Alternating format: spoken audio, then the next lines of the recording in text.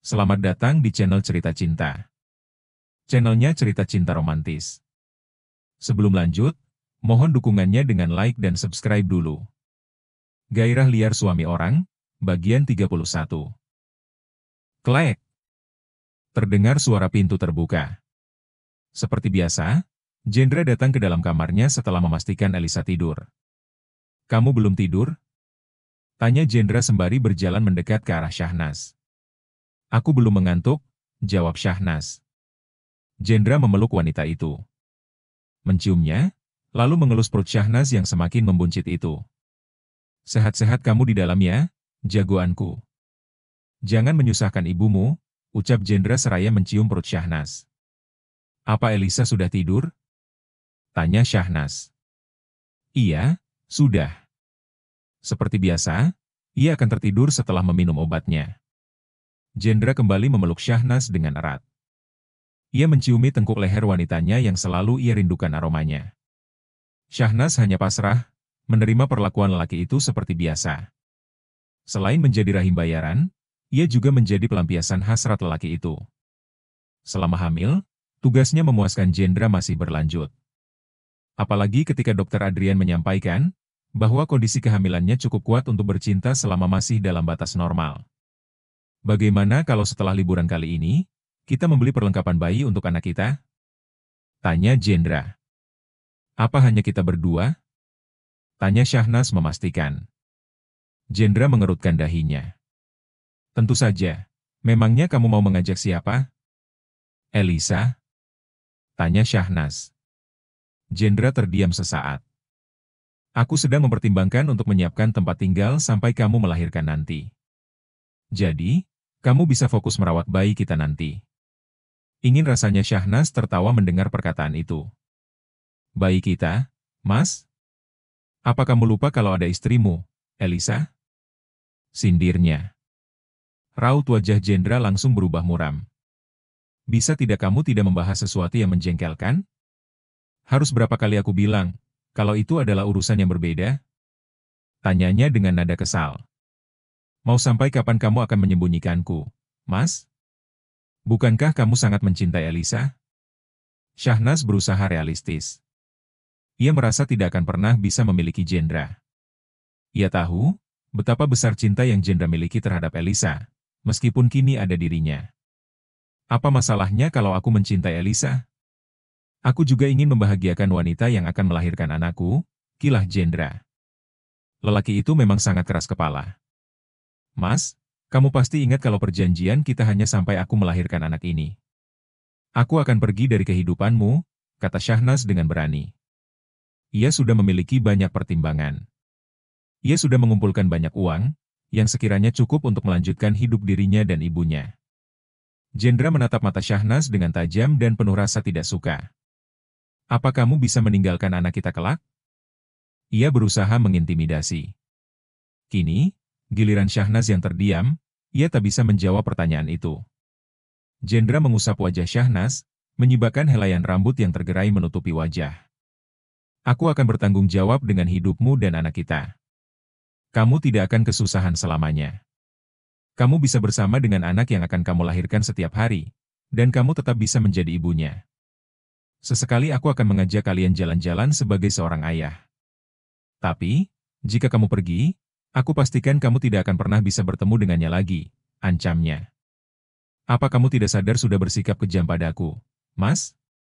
Sebenarnya bagaimana perasaanmu kepadaku? Apa selamanya aku akan menjadi pemuas hasratmu saja? Aku juga ingin menjadi seorang istri dan memiliki suami yang baik," ucap Syahnas dengan mata berkaca-kaca. Perasaannya begitu tertekan. Ia seakan menanggung beban mental itu sendirian tanpa ada yang peduli. Sementara, Jendra hanya membisu. "Kalau kamu seperti ini terus, kamu akan menyakiti semua orang. Aku dan Elisa sama-sama wanita, kenapa kamu tega bersikap seperti ini kepada kami?" Air mata Syahnas akhirnya luruh. "Syahnas, memangnya semua yang aku lakukan kamu pikir tidak ada? Aku berusaha adil kepada kalian. Sampai liburan, aku juga mengajakmu," kilah Jendra. Ia selalu merasa perbuatannya sudah benar. Syahnas tersenyum miris. "Kalau memang ingin adil, Katakan semuanya kepada Elisa. Aku tidak mau terus bersembunyi. Jika dia memang mau menerima hubungan kita, aku akan mau melanjutkan hubungan ini. Jendra menghela napas. Aku sudah mengatakan bukan, aku pasti akan menjelaskannya secara pelan-pelan. Selama ini kamu belum pernah melakukan tindakan apapun, Mas. Timpal Syahnas. Aku pasti akan mengatakannya. Kamu tahu kan, kalau aku selalu memegang kata-kataku? Jendra berkata dengan serius. Syahnas terdiam.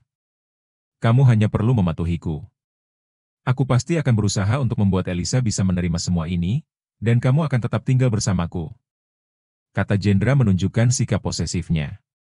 Syahnas mengalah, ia berusaha untuk percaya pada Jendra.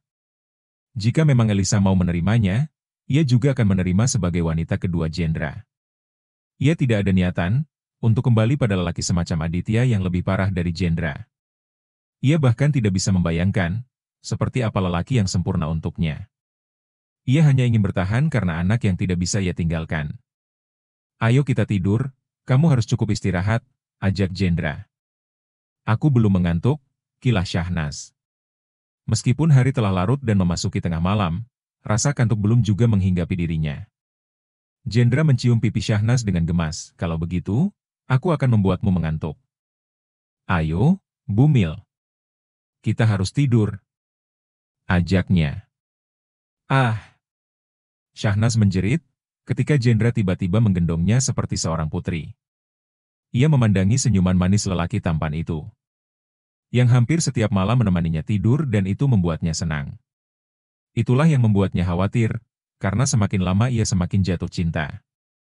Sementara itu, Elisa mulai menggeliatkan tubuh, tidurnya terusik. Ia menggerakkan tangan mencoba mencari sesuatu di atas ranjang. Matanya terbuka dan menoleh ke samping, Jendra tidak ada di sampingnya. Jam menunjukkan tengah malam, tidak biasanya ia terbangun saat waktu seperti itu. Ah, sepertinya aku lupa meminum obat tidurnya, ucap Elisa sembari memijat keningnya. Ia memang tidak bisa tidur nyenyak, tanpa mengkonsumsi obat rutin yang Adrian berikan. Elisa turun dari ranjang mengenakan sandal selop yang disediakan hotel. Sayang, sayang. Ia berusaha memanggil sang suami. Elisa berjalan ke arah kamar mandi, mengira suaminya ada di sana. Setelah dicek, tidak ada siapa-siapa. Ia beralih ke ruang kerja, Jendra juga tidak ada di sana. Pintu penghubung ke arah balkon juga dalam kondisi terkunci. Ia heran, kemana Jendra pergi tengah malam seperti ini, ia akan sulit untuk tidur lagi. Kemana, ya? Apa dia sedang cari angin di luar? Tebaknya. Elisa memutuskan untuk keluar dari kamarnya. Koridor depan pintu kamar hotel terlihat sunyi, tak ada suara apapun di sana. Ia menaiki lift untuk turun ke bawah. Di area lobi, masih ada beberapa orang yang terjaga. Bahkan ada tamu hotel yang baru mau check-in. Selamat malam, Nyonya. Ada yang bisa saya bantu? Tanya sang resepsionis yang tengah bertugas dengan ramah. Ah, iya. Saya mau menanyakan tentang suami saya. Apa dia turun ke bawah atau menyampaikan pesan untukku? Kami dari kamar 201, atas nama Jendra, kata Elisa. Maaf, Nyonya. Sepertinya saya tidak melihat siapapun turun dari lantai atas malam ini. Apalagi saya hafal dengan suami Anda. Saya tidak melihatnya, jawab sang resepsionis. Oh, begitu. Baiklah, terima kasih, ucap Elisa. Kini, ia kebingungan untuk menemukan keberadaan suaminya. Ia heran kenapa Jendra meninggalkannya begitu saja ketika tidur. Jendra kemana, sih? Keluhnya. Tidak menemukan sang suami di lantai bawah, ia memutuskan untuk kembali ke lantai atas. Ia berjalan dengan langkah yang lunglai melewati koridor yang sepi itu. Saat ia hendak masuk ke dalam kamarnya, ia melirik sebuah kamar yang ada tepat di samping kamarnya. Ia sempat beberapa kali tanpa sengaja melihat Jendra keluar dari kamar itu. Apa Jendra ada di kamar sebelah? Apa dia memesan 2 kamar? Tapi, untuk apa? Gumamnya heran. Ia mulai berpikir, bahwa mungkin Jendra tidak bisa fokus bekerja di kamarnya sendiri sehingga menyewa kamar lainnya.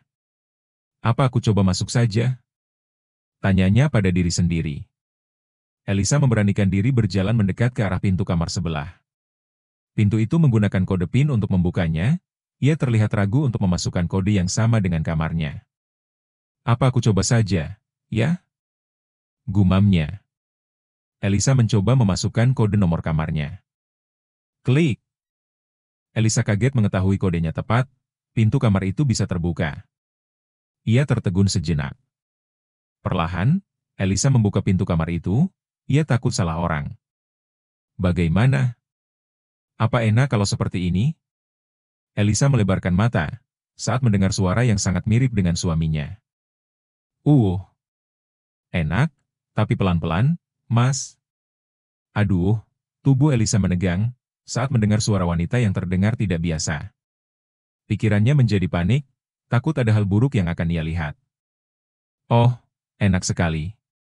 Aku bisa ketagihan kalau begini. Kamu tidak boleh cepat tidur malam ini. Aduh, Mas. Kamu nakal. Ah, enaknya. Aku akan semakin rajin menjenguk anak kita. Dada Elisa terasa sesak. Suara berat percakapan pria dan wanita disertai erangan mesra itu terdengar begitu jelas, saat Elisa berdiri di depan pintu. Ada tembok sekat yang menghalangi pemandangannya, sehingga ia tidak bisa melihat secara langsung perbuatan kedua insan itu. Wajah Elisa memucat, ia berharap suara itu bukanlah suaminya. Jendra orang baik, tidak mungkin lelaki itu bermain di belakangnya. Namun, ia tidak bisa mengelak, bahwa ingin sekali ia memastikannya sendiri meskipun takut akan kecewa. Suara erangan kedua insan itu semakin terdengar keras menggambarkan situasi yang panas. Perlahan, Elisa berjalan melawan ketakutannya untuk mendekati arah suara itu. Elisa mematung. Napasnya seakan berhenti, saat menyaksikan sendiri suaminya yang tengah bercinta dengan seorang wanita yang tidak lain adalah Syahnas, salah seorang pelayan di rumahnya yang tengah hamil. Tubuhnya gemetaran hebat, ia merasa hari ini adalah mimpi terburuknya. Sementara, Jendra dan Syahnas masih melanjutkan kenikatannya, seperti orang yang telah lupa segalanya tanpa mengetahui kehadiran Elisa. Keduanya sampai menikmati puncak bersamaan, ditandai dengan napas yang terengah-engah dan badan terkulai lemas saking puasnya. Kamu baik-baik saja, kan? Tanya Jendra kepada Syahnas yang masih kelelahan, wanita itu tampak menganggukkan kepalanya. Terima kasih, sayang, ucap Jendra seraya mencium bibir Syahnas mesra. Ah! Elisa. Nyonya. Tiba-tiba Syahnas panik dan menjerit, saat sorot matanya menemukan sosok Elisa berdiri tak jauh dari tempatnya. Ia langsung mendorong Jendra menjauh darinya dan menutupi tubuh polosnya. Jendra ikut terkejut melihat istrinya ada di sana, menyaksikan perbuatan terlarang yang selama ini berusaha ia tutupi. Elisa, panggilnya lirih penuh rasa bersalah. Elisa tampak lemas menyaksikan semuanya. Air matanya berderai dengan suara isakan yang tertahan, ia benar-benar ingin mati menyaksikan hal memalukan semacam itu. Ia menahan amarahnya yang telah memuncak, ia tak bisa berkata-kata maupun melemparkan umpatannya. Elisa memilih berbalik, dan hendak pergi meninggalkan kamar itu. Elisa! Teriak Jendra. Dengan sigap ia melompat turun dari ranjangnya mengejar Elisa. Langkah kakinya yang cepat mampu mendahului, dan berhasil menutup pintu kamar itu sebelum Elisa pergi. Ia menahan Elisa di dalam sana. Minggir! Aku mau keluar! Teriak Elisa memerintah. Air matanya berderai, ia merasa kecewa dengan suaminya sendiri. Jendra memasang wajah sendu.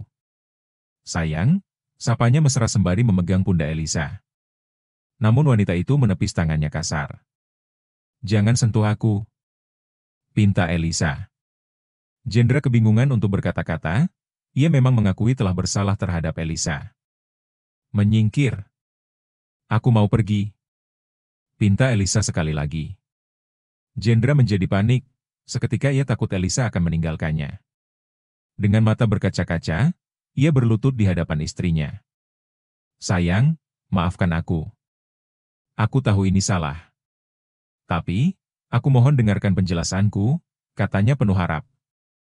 Jendra tidak pernah mengira hari ini akan tiba. Ia selalu mengulur-ulur waktu, agar Elisa mampu menerima penjelasannya tentang keberadaan Syahnas dan calon anaknya. Ternyata, sang istri justru lebih dulu memergokinya. Bahkan, saat mereka tengah melakukan hal yang tidak pantas disaksikan oleh orang lain. Aku rasa tidak perlu lagi aku dengarkan apapun darimu. Semuanya sudah sangat jelas, apa kamu mau berusaha menyangkalnya? Tanya Elisa dengan nada kesal. Kumohon, dengarkan aku, Elisa, rengek Jendra. Berani sekali kamu memohon dengan kondisi seperti ini di hadapanku, Jendra. Kamu sangat menjijikan. Maki Elisa meluapkan kekesalannya. Bersambung.